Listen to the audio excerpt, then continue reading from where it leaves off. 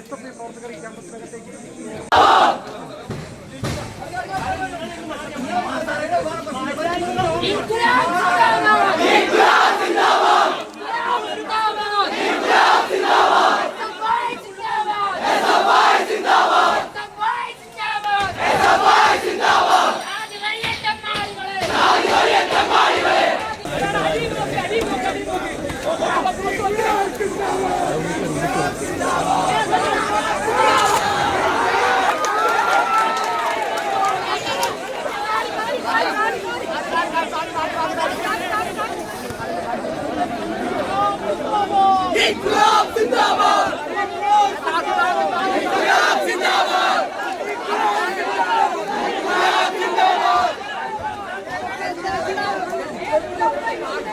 ഇയാളെ പുറത്താക്കിയേ മതിയാകൂ. ഇതുമായി ബന്ധപ്പെട്ട് നടപടികൾ മുന്നോട്ട് പോകണം. ഇനി അങ്ങനെ ഒരു നടപടി ഉണ്ടാകുന്നില്ല എങ്കിൽ ഞങ്ങൾ ഇവിടെ വെച്ച് അവസാനിപ്പിക്കില്ല. എവിടെ വരെ എത്തണോ അവിടെ വരെ എത്തിയായിരിക്കും ഈ വാർത്ത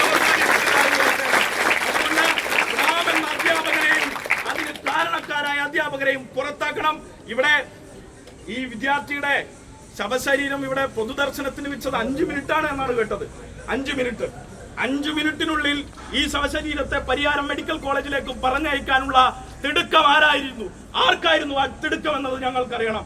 ആർക്കായിരുന്നു ഈ വിദ്യാർത്ഥിയുടെ മാതാപിതാവിനോട് നേരെ വിളിച്ച് നിങ്ങളുടെ മകൻ മരിച്ചോ, രോഗം വന്നല്ല, പനി പിടിച്ചല്ല, ഈ കെട്ടിടത്തിന്റെ മുകളിൽ നിന്ന് വീണ് മരിച്ചതാണ്, എന്താണ് സംഭവിച്ചതെന്ന് ദുരൂഹതയാണ്. അതൊക്കെയും നിലനിൽക്കുന്ന ഒരു സംഭവത്തെ തുടർന്ന് ഈ മാതാപിതാക്കളെ വിളിച്ച് ഇത്ര നിഷ്ഠൂരമായി ഇടപെടുന്ന ഈ മാനേജ്മെന്റിനെ ഇനിയും വെച്ചു ഉറപ്പിക്കണോ എന്ന് ആലോചിക്കണം.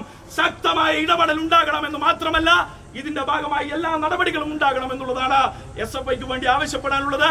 തുടർ സമരങ്ങൾ ഏറ്റെടുത്തുകൊണ്ട് കേരളത്തിലെ SFI ഈ വിഷയം സജീവപ്പെടുത്തിക്കൊണ്ട് കേരളത്തിലെ മുഴുവൻ ക്യാമ്പസുകളിലും, ഇത് ആദ്യത്തെ ഒരു ക്യാമ്പസ് മാത്രമല്ല, കേരളത്തിലെ ഒട്ടനവധി ക്യാമ്പസുകളിൽ വിദ്യാർത്ഥികൾ ഇത് അനുഭവിക്കുന്നുണ്ട്.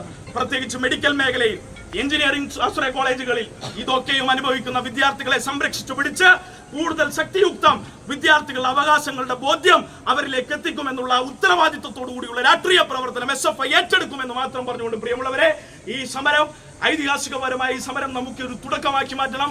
ഈ മനുഷ്യന്റെ രക്തസാക്ഷിത്വ മരണം ആ നിലയിൽ മനസ്സിലാക്കിക്കൊണ്ട് അവന്റെ ബോധ്യങ്ങൾക്ക് വേണ്ടി, അവന്റെ സംരക്ഷണത്തിന് വേണ്ടി, അവന്റെ വിദ്യാഭ്യാസത്തിന് വേണ്ടി അവൻ നടത്തിയിട്ടുള്ള ത്യാഗങ്ങളെ ഒറ്റ നിമിഷം കൊണ്ട് ഇല്ലാതാക്കിയ ഈ വരദന്മാരുടെ ഈ തെറ്റായ കിരാതഭരണം കാഴ്ചവെക്കുന്ന ഈ മാനേജ്മെന്റിനെതിരെയുള്ള ശക്തമായ സമരം തുടരുമെന്ന് മാത്രം പറഞ്ഞുകൊണ്ട് ഈ സമരം ഔപചാരികതയുടെ പേരിൽ ഉദ്ഘാടനം ചെയ്തതായി അറിയിച്ചുകൊണ്ട് നിർത്തുന്നു.